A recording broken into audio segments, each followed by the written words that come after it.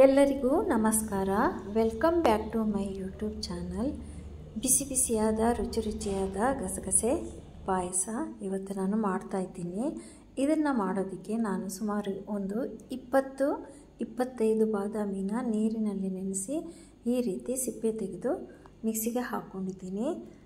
ಅದರ ಜೊತೆಗೆ 2 ಸ್ಪೂನಷ್ಟು ಒಣ ಕೊಬ್ಬರಿ ತುರಿದು ಹಾಕ್ಕೊಂಡಿದ್ದೀನಿ.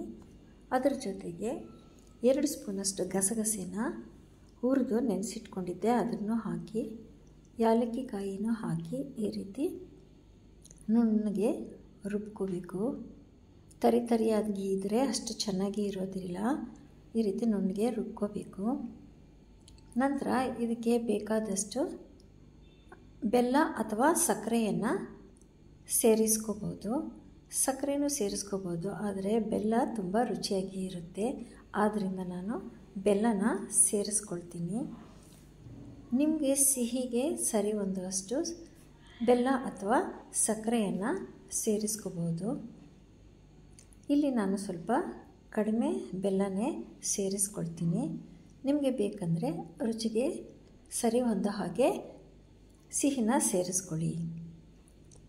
ಈಗ ಬೆಲ್ಲನ ಮಿಕ್ಸ್ ಮಾಡಿ, ನಾನು ಆದಷ್ಟು ಸ್ವಲ್ಪ ಕಡಿಮೆನೇ ಹಾಕ್ಕೊಳ್ತೀನಿ.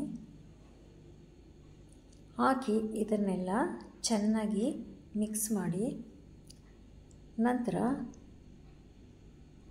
ಲೋ ಫ್ಲೇಮಲ್ಲಿ ಇದನ್ನು ಕುದಿಸ್ಕೋಬೇಕು. ನೋಡಿ, ಆದಷ್ಟು ಲೋ ಫ್ಲೇಮಲ್ಲೇ ಇದನ್ನು ಕುದಿಸ್ಕೊಂಡ್ರೆ ಒಳ್ಳೆಯದು. ಆಗಾಗ ಇದನ್ನು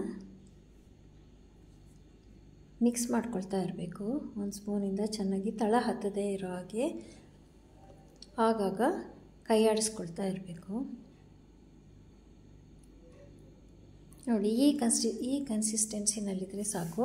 ತುಂಬ ತೆಳ್ಳಗಿದ್ರೂ ಚೆನ್ನಾಗಿರಲ್ಲ, ತುಂಬ ಗಟ್ಟಿ ಆದರೂ ಚೆನ್ನಾಗಿರಲ್ಲ. ಮೀಡಿಯಮ್ ಥಿಕ್ನೆಸ್ಸಲ್ಲಿದ್ದರೆ ತುಂಬಾ ಟೇಸ್ಟಿಯಾಗಿ ಇರುತ್ತೆ. ತುಂಬ ಕುದಿಸೋದು ಬೇಡ. 1 ಕುದಿ ಬಂದ ನಂತರ ಸ್ಟವ್ ಆಫ್ ಮಾಡಿದರೆ ಸಾಕು. ಬೇಕಾದರೆ ಇದಕ್ಕೆ ಡ್ರೈ ಫ್ರೂಟ್ಸನ್ನು ತುಪ್ಪದಲ್ಲಿ ಹುರಿದು ಮಿಕ್ಸ್ ಮಾಡ್ಕೋಬೋದು. ಇಲ್ಲಿ ನನಗೆ ಹಾಗೆ ಇಷ್ಟ, ಡ್ರೈ ಫ್ರೂಟ್ಸ್ ಹಾಕ್ತಾಯಿಲ್ಲ, ಅದರಿಂದ ಹಾಗೆ ಸರ್ವ್ ಮಾಡ್ಕೊಳ್ತೀನಿ. ಈಗ ಬಿಸಿ ಬಿಸಿಯಾದ ರುಚಿಯಾದ ಬಾದಾಮಿ ಗಸಗಸೆ ಪಾಯಸ ರೆಡಿ ಆಗಿದೆ. ಈ ವಿಡಿಯೋ ನಿಮಗೆ ಇಷ್ಟ ಆದರೆ ಲೈಕ್ ಮಾಡಿ, ಸಬ್ಸ್ಕ್ರೈಬ್ ಮಾಡಿ. ವಿಡಿಯೋ ನೋಡಿದ್ದಕ್ಕಾಗಿ ಧನ್ಯವಾದಗಳು.